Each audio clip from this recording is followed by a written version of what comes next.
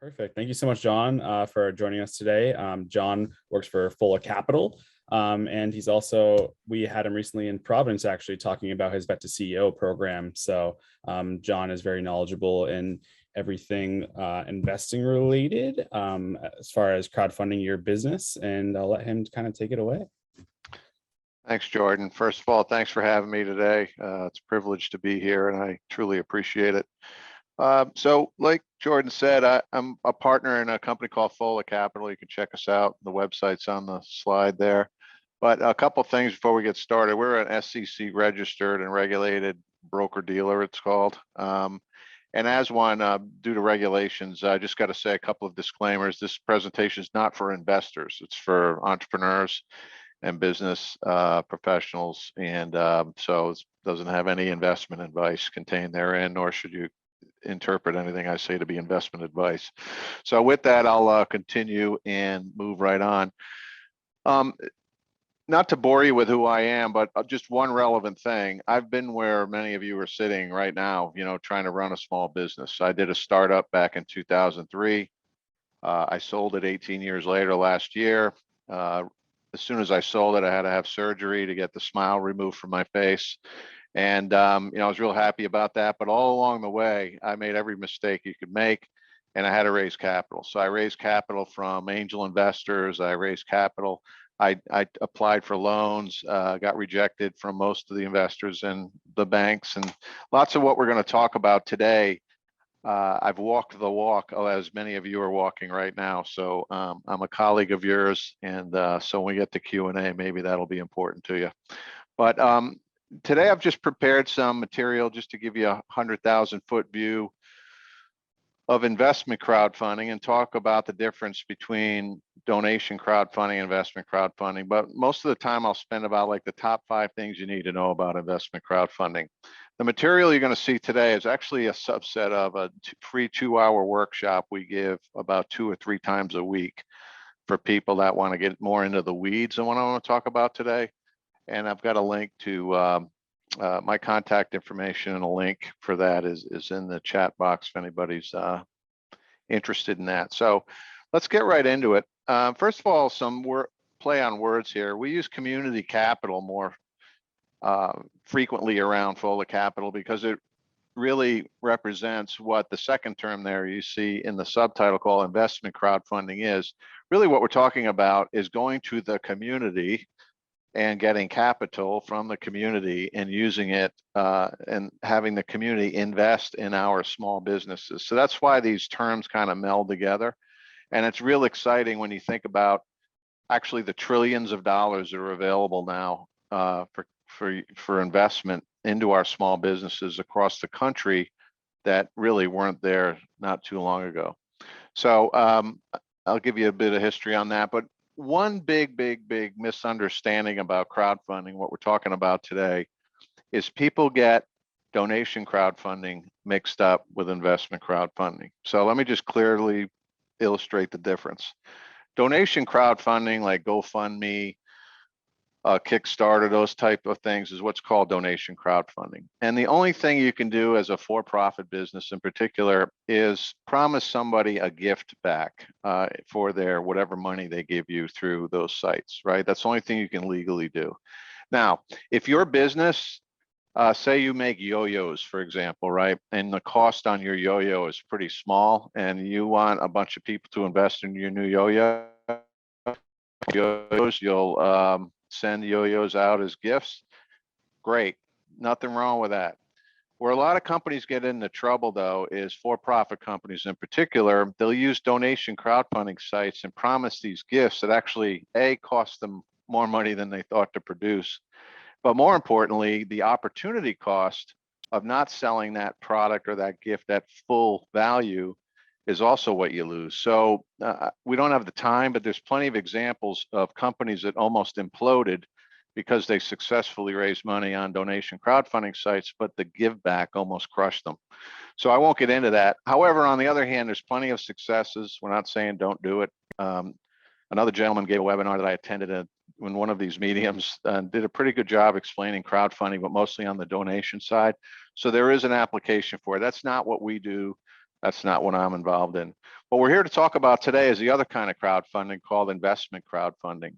And the difference here is that people can give you money, and what they're doing is they're investing in your company. They're investing in a security that you're offering to the public, and they can choose to write checks against that security or not. And I'll get into that in a little bit more detail. Now, in order to have an investment crowdfunding campaign, you have to go through a regulated entity. So there's really two different flavors there.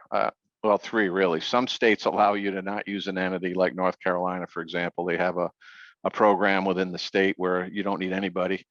And I won't talk about that because it's irrelevant for most people. But the second one is you can use a FINRA approved investment crowdfunding platform, and there's a lot of those folks out there.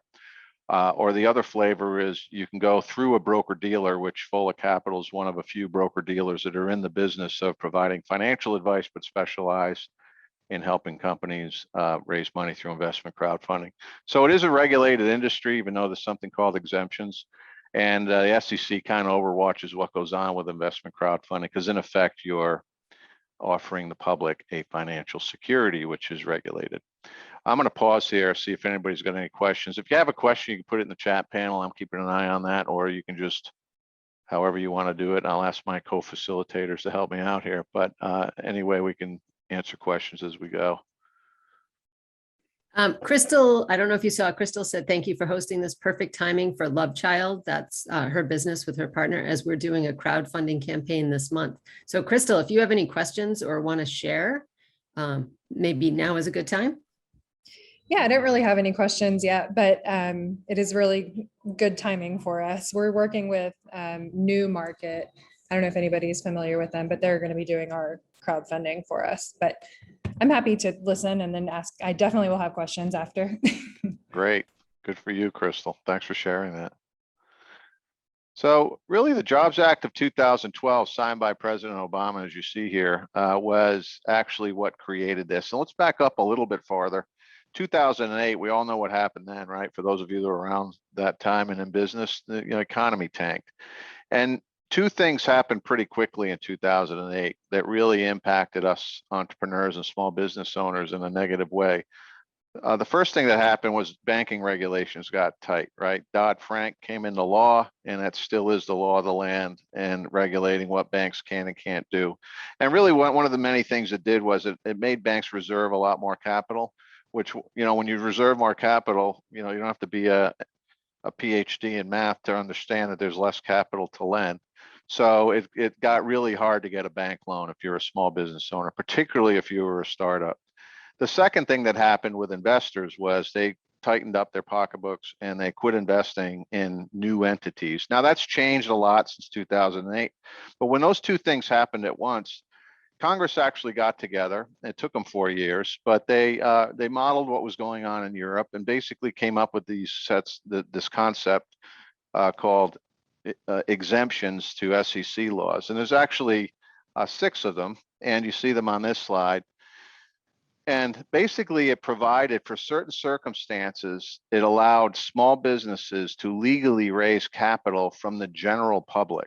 And I won't bore you with a lot of the details, but a couple of headlines there was, since 1934, the Securities Exchange Act of 1934, largely only what's known as accredited investors can invest in private businesses, private placements. Accredited investors basically have a net worth of $1 million, not including the equity in their primary home, or they make $200,000 a year or $300,000 a year if they file jointly, their taxes jointly. There's more to it than that. That's basically the definition. But when you apply that definition to the American public, that's only 10% of the adult population. So really, for all these years, with some exceptions that allowed non-accredited, but by and large, only rich people could invest in private businesses. And when you looked at wealth creation, there's the top 2 reasons people gain wealth fast in life is, 1, they start a business and sell it for lots of money, and 2, they invest in private businesses that sell themselves and make lots of money.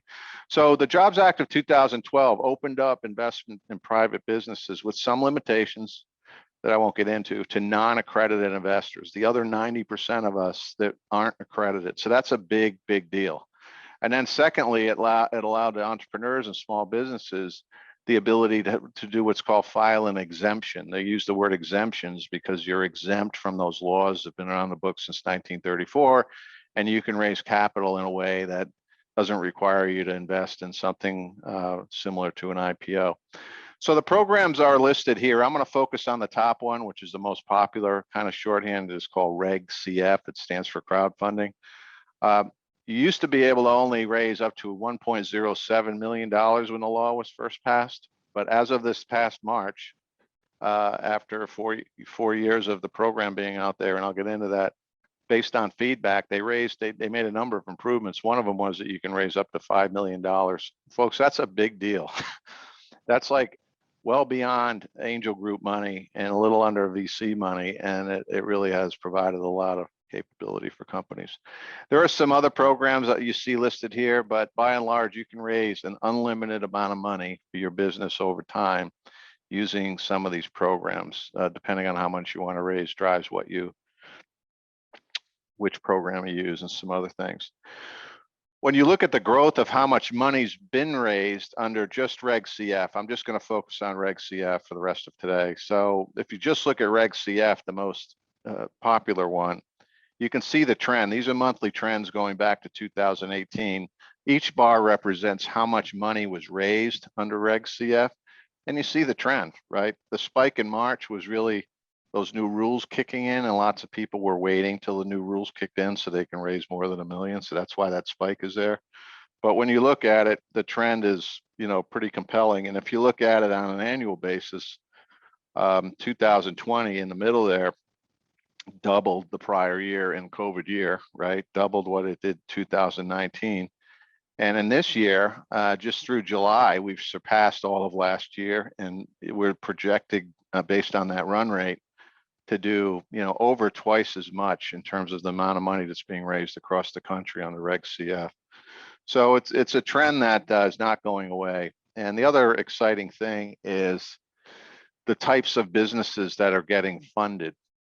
Now, I won't bore you with this. There's a lot more that we do in our workshop, but 87% of what angels and VCs invest in, 87% of it or close to it, are companies that are only in two industries, high tech and healthcare related, medical devices, drugs, things like that. Why? Because investors, angels and VCs, they want to invest in unicorns, right? They want to invest in companies that get 10x returns in 5 to 7 years. So those two industries usually can create a type of business that's that scalable, that quick. So if you're a person that wants to open a restaurant, or you've got a cool new product idea or something, you're really not part of that 87% in most cases that gets funded. Don't shoot the messenger, right? It's statistically, that's what it is. But when you look at crowdfunding, I'll get into this in a minute, people invest in businesses for other reasons than just returns. And you can see the kind of diversity in industries of the kinds of companies that are getting funded. The other cool thing is crowdfunding's occurred in businesses in over 1,000 cities, 447 industries in particular, and over 750,000 people have invested in small businesses across the country, and that number's climbing. And the point with this is you don't have to be near one of those blue blobs. Now, you guys are, good for you, but most of the country is not. So you're talking about rural areas and things like that. People are with small businesses in those areas are getting funded. All right, let's drive on. So I'm watching that chat. So if you have a question, just put something in there. But here are the top 5 things to know about investment crowdfunding. Now, the first one is you define the terms. All right, I'm going to use this fictional bar example as I make a few points here. You see in the background, but say I wanted to open a bar like this in my local area. There's several options that I have. On the debt side, there's really 3 common ones that you see being offered out there. Now, these are types of securities that you can design and offer the public, right? And the top 2 are actually unique to crowdfunding by and large, right? Regulated banks cannot and do not offer these types of debt. So the first one's my personal favorite, revenue share agreement. There's 2 components to a revenue share agreement. It's debt. Somebody gives you a check, say for $1,000. you define the two terms in a revenue share agreement. The first term is how much they're going to get back. It's usually a multiple of principal. And that multiple is usually 1.5 to 2. So if you give me $1,000 and my multiple is 1.7, I'm going to give you $1,700 back, or try to anyway. The second component is the percentage of revenue, top line revenue you're going to use to carve out and pay back those investors. That's generally 5 to 10%. So if you have a 1.7 multiple and 5% of revenue is going to be used, what you're telling the investors is, I'm going to pay you 5% off the top line until you get 1.7 times your money back. Based on my projections, I think you're going to get it back in 3 or 4 years, but it might take me longer if my revenue doesn't come in. So that's an RSA. Small business bond is just like large business bonds. Large corporation issues corporate bonds all day long. Now small businesses can, and term loans are just like a bank would offer you. On the equity side, you can sell shares. Lots of people doing that. But the challenge there is valuation. I won't bore you with that, but that because of that, there's something called a SAFE, which stands for Simple Agreement for Future Equity, that allows you to kick the valuation question down the trail a bit. Crystal had a quick question in regards to the pie chart of industries. In the beverage sector, do you think it's all or non-alcoholic? Just curious. I have no idea, but I would guess it's mostly alcoholic. A lot of local brew pubs and breweries, which are all over the country, right, use crowdfunding as a way to raise capital. I think it's mostly in that category, but good question. You're in the right business. Yes, you are. Number 4 is you're offering the public an exempt security. Now, this is one of the coolest things about it, guys, is someone who's tried to raise capital and has raised capital, but got my butt kicked by investors. So in the real world, here's what happens. You go do your pitch and you say, hey, I'm raising capital. Here are my terms, right? And if you're one of the lucky 2% that actually get funded by angels or VCs in particular, they say, hey, we really like you. We like your pitch. We heard your terms, but if you want our money, you have to take our terms. That's what happens in the real world, guys. There is some room for negotiation, but by and large, investors are going to give you this thing called a term sheet. And a few of us understand what's in there. What investment crowdfunding actually turns the table, right? So instead of having to take a term sheet, you're actually you're designing your own security and you're offering it to the community. And then the community decides whether or not to write checks against that security and invest in that security or not. So that's like one of the coolest things about it. Number 3 is you're raising capital and testing the market at the same time. So the top 2 reasons why businesses fail in any survey you look at, what's number 1? No market. Right? You got a great idea. Nobody else agrees with you. I like to say that's called a hobby. And, if you're passionate about that, cool. But that's a hobby. So we all struggle, right, to find customers to exchange money for what we have in terms of our idea. So that's market validation. The second reason businesses fail is they run out of cash, right? The second most common reason. So with investment crowdfunding, you're actually doing both things at the same time. Right? And let me tell you what I mean by that. Let's just say I wanted to raise money for a bar, right? I'm a veteran. So first of all, I'm going to design a security and I'm a good marketer. So I'm going to call that security something. So I'm going to design something called a Patriots Business RSA, because I want people to say, never heard of that. What is that? Oh, it's an RSA, and I explain how it works, and it's for veterans, right? And, that's unique to crowdfunding. You actually are marketing a security.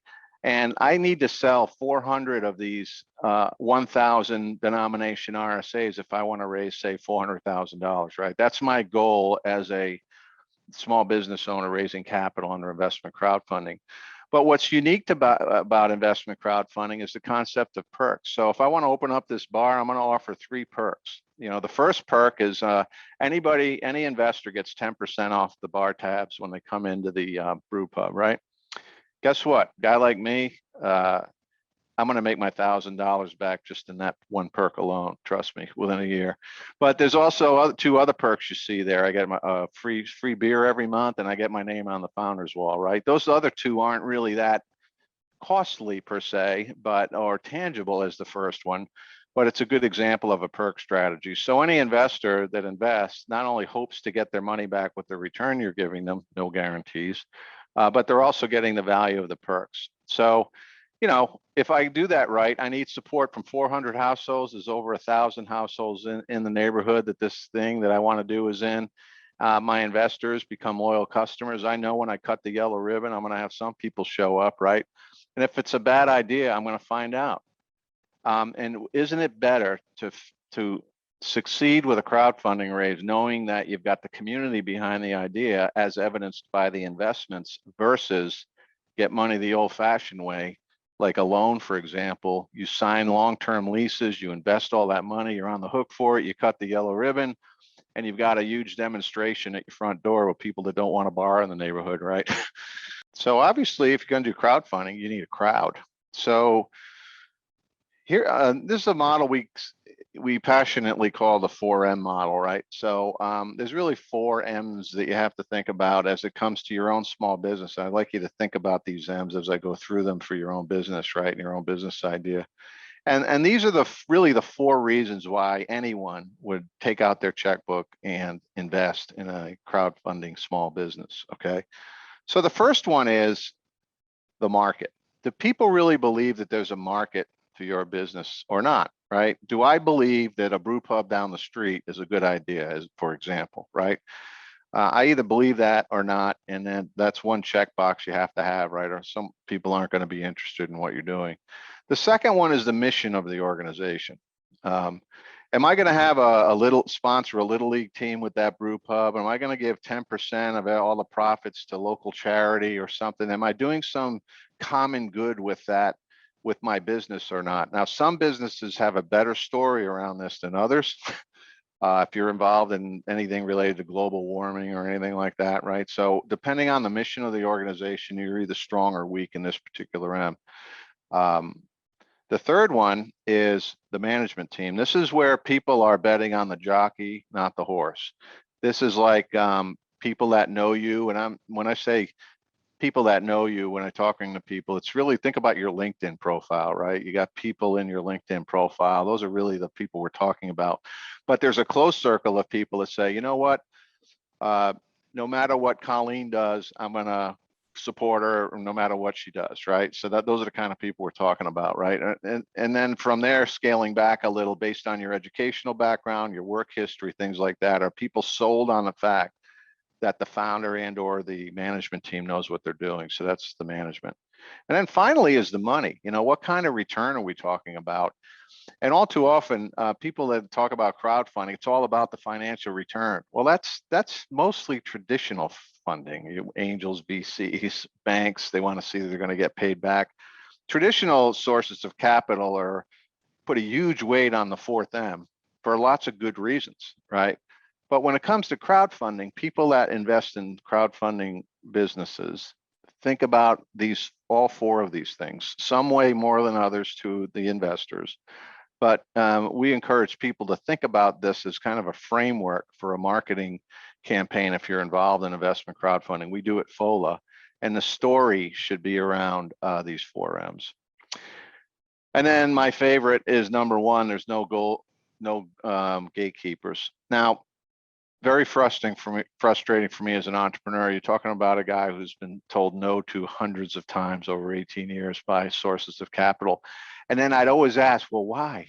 And you rarely get an answer. And it's always some people in some back room you never get to meet, right, that have decided that you're not worthy. And you never know why. And there's this bunch of gatekeepers between you and the money, if you think about it, right? Well, with investment crowdfunding, there's lots of folks, FOLA is one of them, that aren't gatekeepers. We believe, and there are others in the industry that do as well, not everybody, but we do, that we should let the community decide who wins and who loses when it comes to capital. If you're going to go to the community for capital, let the community decide who gets it. And in our case, we only require a sound business plan. Because we are regulated, we have some responsibility to do due diligence on the companies we work with and work for to help raise capital. And part of that is, can you come up with a viable business plan that makes sense? That's our only hurdle. And if people can do that, we help them. And then there are other entities like portfolio that do that. And if you go to a FINRA registered website, you're doing a lot of this on your own anyway. So as long as you do the work, they'll promote you within the community. The point is that the community then decides who wins and who loses. If you think about it, right, we all have our money in banks, right? Most of us keep our money in a bank. And then the people that work for the bank decide who gets those loans. Think about it, right? Now, with investment crowdfunding, all of us can take some of that money that we would otherwise put in a bank and directly invest it in businesses that we care about and want to invest in and see succeed. And it's called the democratization of capital. And those are great words, right? We're letting the community decide who deserves to be funded and who doesn't. And by the way, I'm a veteran. So there's 3 groups in particular that benefit from this, where it's an advantage to be in a group when it comes to crowdfunding. And I'll just tease you with this. The first are veterans, minority-owned businesses, and women-owned businesses. Those 3 groups, which statistically come up short from traditional sources of funding. Again, don't shoot the messenger. Those are the facts. Actually, the opposite is true with crowdfunding. Folks that have an affinity for those groups can come out in droves and support those members of those groups and support them with capital to be successful. It's pretty cool to watch. So in summary, regulation crowdfunding is here to stay. It's not a fad. It's not a program that's going away. I mean, you saw the trends in the trend slide. It started in Africa, believe it or not, years ago, where there weren't any venture investors. It developed in terms of the process, spread throughout Europe. In the UK, for example, it's over 20% of all the capital raised was through their version of this. The US actually modeled what's going on in Europe, modeled our laws and frameworks after what's going on over there. Another exciting thing is the EU is harmonizing all the different countries' different ways of doing crowdfunding throughout Europe into a single standard, which is awesome. So around the world, this is a way to raise capital. In the US, we're actually late to the party, but this is not something that's going to go away. And what we always encourage people to do is what you're doing right now. Educate yourself. Crowdfunding is not a last resort way of raising money. In fact, the biggest recommendation I could give you today is study it like you're studying it and decide, not for me, and if you don't think it's for you, then I'd encourage you to go back to more traditional sources of funding, which are basically grants, equity investors, and debt from banks, right? So there you have it, right? Investment crowdfunding is now a new legal 4th way to raise capital for your small businesses. And we encourage people to rule it out first. And I'll leave you with this. The last statistic is 60% of the companies that across the industry have run investment crowdfunding campaigns have achieved their target raise amount. So that's a pretty remarkable success rate when you compare it to the success rate of people that get funding from investors or get bank loans, commercial bank loans. So I'd leave you with that. And with that, there's lots more I could talk about, but I don't want to put you to sleep. I'm going to stop there and with the help of my facilitators, answer any questions you have. So we have a whole hour and it's 12:33. So I'm thinking questions from anyone here, as well as maybe some examples. You could just talk about some examples of small businesses that are success stories and some different examples of how they did that. Yeah, in fact, we just launched one this morning on our site. If anybody wants to check it out, called Harmony Global Foods. I can actually talk about them briefly. They're based in New Jersey. Actually, they're looking to raise their target amount is 150,000, and their goal is 300,000. They've got it's a minority-owned small business, and they've got a really cool meal kit, for a specific culture that they're targeting that lacks a sufficient type of meal kit according to them, right? They've educated me on this. So that's a great example of a small business, minority owned, that is got a great story and a great product, and they're doing everything we talked about today. They're testing the market by helping to raise capital as well. They've got the perk strategy and all that. And you can go to any platform, and I'd encourage you to go to the big ones. The one that I forget her name, the woman mentioned earlier. Crystal? Yeah, I have heard of New Market, but the 800-pound gorilla out there is a platform called WeFunder, WeFunder.com. I'd encourage everyone to go look at the I've donated to that one. Yeah. Yeah. Yeah. So, the other is Republic, Seed Invest, and Start Engine. Those three in particular. Now they have gatekeepers associated with them. You got to apply to go on their platforms, but they're doing huge raises like Reg A's. That was on my list, tens of millions of dollars. WeFunder is doing a lot of all kinds of Reg CFs. And one of my favorites, and I know the guy that started this one, is called Honeycomb Credit.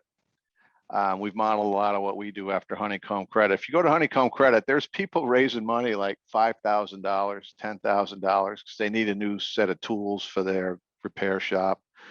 And the success rate is through the roof. And it's so good to see, these micro businesses that need a little bit of money, getting that money from the community. And they're spreading throughout the country as well. They started in Pittsburgh somewhere. So those are all, that would be my recommendation for real examples of the kinds of companies that are raising money. Is the best thing to do is to look on the platforms and see what's going on. I'm on Honeycomb Credit right now. Interesting. Does anyone have any questions? Do you want to unmute yourself, or if you're not comfortable doing that, you can drop it in the chat. I'm not sure. I don't want to mispronounce your name. AKM. Hi. I just went on your website. Looks like you're doing some important work. Curious. Yes, this is Akim. Hi. Yes, I'm working on the product development, basically research scientist. So I have a couple of projects to commercialize, but still I'm in the scientific research, not in the lab. So we need funding to start up the lab testing. And after that, we can go for commercial manufacturing using the contract manufacturer.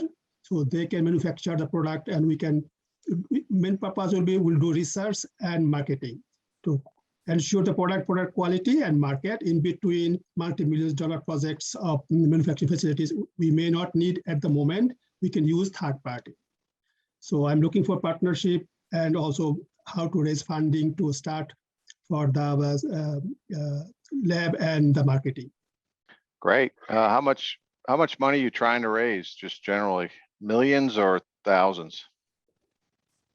It is a good question. It's a good question, and everybody, not many people can imagine my startup business needs so much money, because we want to set up the lab. We have done a lot of scientific research money spending, and for that spending scientific research, we get fund back from the Canadian CRA as a part of scientific research. So to commercialize, to technology transfer, we need to do the reproduce the results in the experimental results in the lab, and then transfer the technology to the manufacturer. So set up the lab and working staffs, minimum $1 million. Okay, yeah, that's a reasonable amount. Thank you for sharing that. Thank you. We also have a question from Crystal in the chat. Your example of the RSA where you get 400 investors at $1,000, what is a typical revenue share that you'd see in that scenario? Yeah, the typical ranges for the two variables are, remember the first variable is a multiple of principal that you're offering to potentially return to investors. That multiple is usually 1.5 to 2.0. Second variable is the percentage of revenue that you're going to commit to paying back investors. Usually we're seeing that being 5% of revenue to 10% of revenue. And really where you are on those two variables should actually be modeled. And you should kind of back into what you're willing to enable to offer the investors based on your financials. Hopefully that answered your question. I have a quick question. If you are considering, or if you know you're going to do a crowd fund, how long should you spend building up your community or priming your audience? Great question. We tell people 90 days. It takes up to 90 days to actually package up the offering. And you're doing multiple things in those 90 days. One of the things you're doing, the heaviest lift, like in our case with our client, is business plan.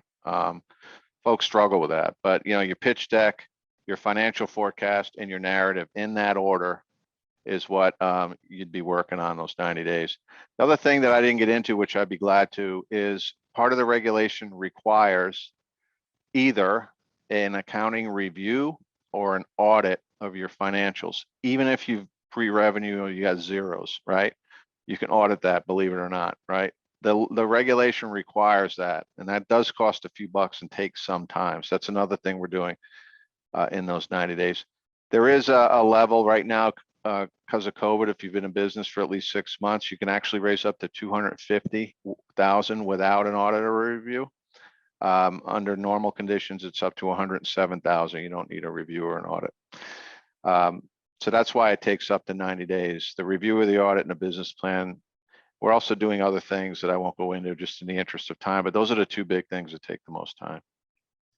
We do still have a little bit of time, so I'm going to follow up with asking about the importance of strong marketing and an SEO strategy as part of the crowdfunding strategy, because they all go together. Yeah, great question. So there's two kinds of people in this world. I try to keep things simple: people you know and people you don't know, right? So when it comes to the marketing strategy, the people you know are defined by you have an email address for them.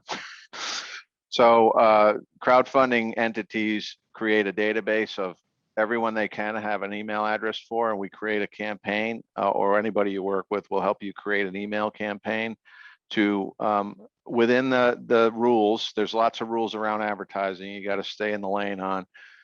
You communicate to the people you know through email that you've got this thing going on called a crowdfunding campaign. The people you don't know, you reach through social media. So that we tie a social media campaign to the email campaign to get both sets of people. The one trap I will caution you against is there's this belief that if you go to a platform that there's tens of thousands of people, registered investors there with their checkbooks out waiting for your company to hit the new one, to be the new one. Everybody writes checks from their database. When you look at the statistics coming out from analysts in the industry, the 80-20 rule applies, right? 80% of the investments are coming from people that are 1 or 2 degrees away from either the entrepreneur or the business itself. And that's a lot of words to say. It's people you know, right? So the campaign really is one of the most, if not the most critical, but one of the most important aspects of being successful, is making sure you've got a buttoned up, within the rules, ability to reach people you know and people you don't know. And the SEO question was around the people you don't know piece. Good question. Hi, John. We have a couple more questions, which I'm very excited about because we want everyone to be successful and raise all the monies. First up from Bruno, is it typical for a business that starts out with crowdfunding to go through multiple rounds as it scales up? Yeah, I saw that question, and I was really related to 2 questions ago, and it's a great question. Absolutely, that's the way you should think about it. With traditional funding, think about it. I've been on the 128 journey, right? Pitching to everybody. It's really an all or nothing thing. You know, I need $3 million, and here's how I'm going to use it. With crowdfunding in general, investment crowdfunding in particular, we should, as entrepreneurs, think about phases, right? For example, if you're a brand new startup and maybe you have a prototype, one thing to think about is do a very quick, fast raise up to $107,000. If you've actually been in existence for at least 6 months right now because of COVID through August of next year, that's been up to $250,000. So do a really fast round now and then use that capital for more product development, but you can also use that capital, as long as you disclose it to the investors, to invest in an audit, right? So then you bring in a CPA firm to do an audit, which takes time and you know, it's quite an investment. But now with the audit in hand, you can raise up to $5 million, right? So then you do another round that's $1 million or $1.5 million or whatever, and you continue to fund your business through phases instead of an all or nothing proposition. So I love that question. And absolutely is the way to think about it, Bruno. Thank you. And another question from AM. So crowdfunding has become a useful alternative for people of color, entrepreneurs, in a space where investors rarely support entrepreneurs of color. Curious if and how regulations could potentially cause restrictions or in general make it harder to access capital through crowdsourcing. Any thoughts on that? Great question. As I'm pretty passionate about the topic, full of capital, where financial sponsors of a group called Genesis Block here in Wilmington. They're a nonprofit focused on minority entrepreneurs, and we're big fans of them. Just I'm bringing that up because we're really close to the topic. So women-owned, minority-owned, and veteran-owned are three things that we tend to specialize in, although we're not exclusive to those groups. So we've seen nothing that says that there's something around the corner to make it harder. We actually see the opposite, right? It is the one way that's working for those groups that statistically are underserved. And it's kind of politically unpopular to throw roadblocks in the way of something that's working. So we don't see any indications of something happening there that's a detriment to the trend. I could be wrong. We don't kind of look for it, but we haven't seen anything that can get in the way right now. We see the opposite, actually, as evidenced by the enhancements the SEC just made in March, for example, right? They made a ton of enhancements. I only mentioned one, but the SEC actually made the programs better. And, we just see that continuing. John, you had said you had raised money in the past through crowdfunding. What platform did you use and why did you choose that platform?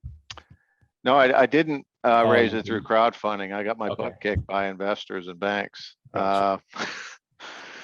But since you asked, why didn't you choose crowdfunding after you got your butt kicked by investors and banks? I knew that was coming. The reason I got into crowdfunding was at a software company. It's called Logic Bay. It's still in existence, logicbay.com. You can check it out. So I founded that in 2003. So we were a software company, and software companies have no hard assets, right? At some point, at one point before Amazon Web Services, we had some servers and stuff, but we didn't have anything to collateralize. So it was always difficult for me to find anybody willing to give us any money. It took me 14 years to finally get a regular bank loan. I did a bunch of non-regulated bank loans along the way, paid dearly for them, paid them all back, but it was painful, right? I raised $2 million from an angel group in Cleveland.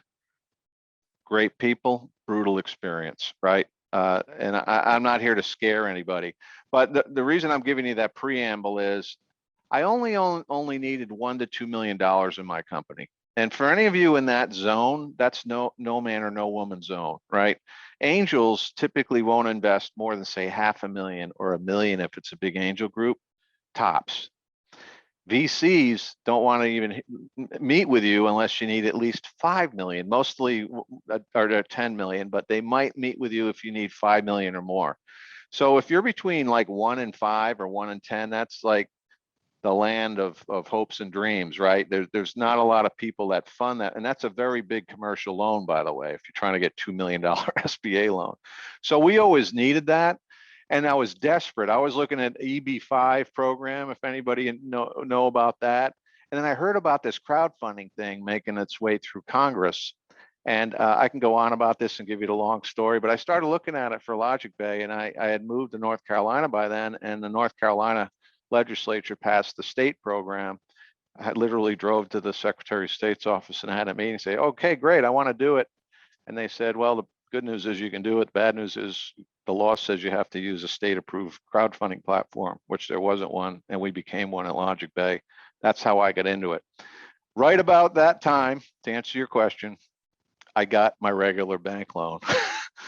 I got a local bank, SunTrust, to give me a regular bank loan at 6% interest. I could afford that. That put my fire out, and I didn't have to do crowdfunding. But that's how I got into it. I got into it by looking to do it for Logic Bay, but in the end, miraculously, I finally got a loan, and I didn't need to do it. Then I sold it. Long-winded answer to your question, but it's been a journey. I've had a couple people reach out to me because I've built co-working spaces in Rhode Island. And in the last week, I've had 2 different people reach out from different parts of the state that are interested in something similar to Genesis block. Can you talk a little bit of just a brief overview? I shared the link here for any of you that are interested in modeling it in the Boston area. But can you give just a quick overview of who they are, what they do, and then like how they're funding it? Yeah, they're fairly new. They're a nonprofit in Wilmington, North Carolina, funded by a couple. They're a dynamic couple, and we've befriended them, and they're funded. They're nonprofits that they're funded through donations. So Live Oak Bank, which is headquartered here in Wilmington, I think gave them a huge check. Fola Capital gave them a little check. So lots of companies that are in the business of helping entrepreneurs are funding them. So that's their model. But their big flagship offering is they have a co-working space that you can see on the web. There's pictures of it, but they have a 16-week accelerator program, and they take applications for that. I think they're launching their third cohort here shortly, and they are minority-owned businesses that they put through the accelerator program, and they get a lot of support through that program. So I'd answer your question. yes, and nonprofits can crowdsource as well then. Technically, they can. In the real world, it's rather difficult with the way you have to manage yourself as a nonprofit and what you do with money. So we have someone going through our program in Boston that is interested in starting a nonprofit. So that's part of the reason I asked that. Yeah, I'd say in a nonprofit's example, you're probably looking at just a debt offering. Like it probably doesn't make, you're not going to find a lot of investors to like buy shares in a nonprofit, in my opinion. So, you know, you probably could with a debt offering, like a revenue share agreement. But revenue is tough to define with a nonprofit, right? Do you count donations, or you just, if you charge a fee for a service the nonprofit provides, you might be able to tie that to an RSA, but you know, that's where it gets a little difficult.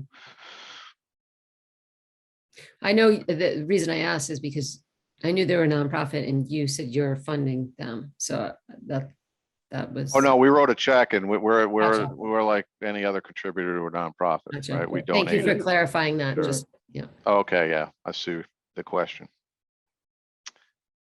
Ronaldo's got a good question. The three big crowdfunding platforms, I'll name five. Actually, I'll give you a little bonus. So the big one is WeFunder, wefunder.com. You know, I encourage everyone to go there and look at all the different types of businesses that are raising money on WeFunder. They are the 800-pound gorilla in the industry. The other one of my favorites is Honeycomb Credit, which is, like I said, they do very, very, very small raises, which I think they're wonderful. Actually, WeFunder did their own crowdfunding raise, and they chose Honeycomb to do it because under the regulations, you can't use your own platform to crowdfund for yourself. The three other ones that I would call more boutique large money raisers are Start Engine, Seed Invest, and Republic. Those three are all kind of similar. They're very picky. When you look behind the curtain, you know, it's very VC-like, where you have to be selected to go on their platform. And then companies on those platforms are raising $1 gazillion, mostly what's called Reg A's, right? Where they're raising tens of millions of dollars. But the process is very similar when you look from anywhere from Honeycomb to Seed Invest. The process is somewhat similar. There are varying degrees of fee structures, and most importantly, folks, there's varying degrees of what the platform will do for you as part of the process and what they won't do. That's what gets people confused, and I won't get into it, but I encourage people to shop around, and there's different levels of assistance you get from platform to platform. Can profit sharing company receive donation for research and development? A donation from Fola Capital? Let's see. I need to know more about the question to answer it accurately. AM, would you like to AK, I'm sorry. Would you like to unmute yourself and elaborate on the question? Yes, John, because we are doing research-based product development, so initial startup funding, we need to do the research. So in this case, we are raising funding, trying to raise funding from the equity holder or the investor but it's not sufficient whether people want to donate, whether we can take donation for the company. They're not taking any equity, but they want to donate. So whether we can, my question is whether we can take donation from the people to invest in the research development of the profit-making company. Yeah, I guess there's a number of things you can do. Well, one is you can ask for, like you can go on a donation crowdfunding platform, and let's just say, I'm going to make this up, and I don't mean to be facetious, but let's just say you're working on the cure for cancer, right? Lots of people want to see that happen. So you might get donations to help you with that R&D. If it's not that, if it's some specialized thing you're doing, then you're probably looking not at donation, but investment crowdfunding. And then you're looking at who your target investor is. In a case, if it's healthcare related, you might want to have a more sophisticated security like sell shares or use what's called a safe. And I mentioned that earlier. More sophisticated investors are going to actually prefer to invest in those vehicles to support R&D if they think in the long run there's a huge payoff for having some equity in your company. Now, the flip side is you got to be willing to give up some equity to offer those securities. But it all depends. It all depends on, who your target investor is. And then based on what the R&D is focused on, who would find that appealing or not.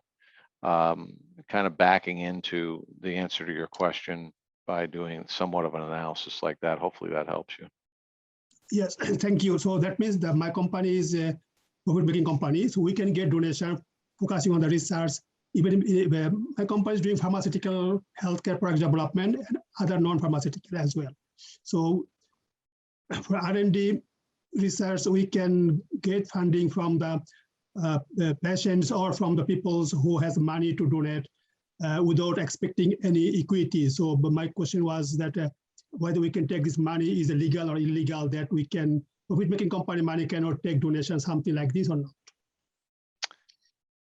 Yeah, I guess you could take donations again if what you're doing R&D on has a huge common need that people wouldn't mind just giving you money for and not expecting anything in return. So I don't know enough about your offering to make that determination. Only you can. But in many cases where that's not the case, when people give you money, in most cases they expect it back at some point, right? With some kind of return for the risk involved in giving you their money. And then you got to design a security that entices them to give you their money. Okay. So it all depends on your situation. Be glad to talk to you offline about that if you'd like. One last point I'd like to make for all of you entrepreneurs and small business owners out there, having been one myself, what another cool thing about it is, in which I never had the luxury of when I was pushing my rock up the hill, was the cool thing about it is if you go through the effort of designing a security and putting it up on any platform and you having it there, as you meet people, as the weeks go by, as the months go by, you literally have a legal security to offer someone. So 3 months from now, you might be sitting at a bar in Boston and telling your story to someone you just met, who says, I really love you and what you're doing. How can I support you? Well, your answer can be, well, you can go online and you can invest in us tonight. That's pretty cool as a small business owner and entrepreneur, because the old way of doing it is, let me meet with you 48 times over the next 3 months and see if we can come to terms for an investment. And it's a very inefficient process. But with investment crowdfunding, if you do it proactively, you don't even have to take the money. You can choose on an individual basis who to take money from or not. You can choose to shut down your campaign anytime you want, give the money back to the investors. It's held in escrow till you take it. When you study how it works, it's really cool to have a legal security you can offer anyone at any time as you continue to promote your business. All right. Well, thanks everybody. And thanks for having me.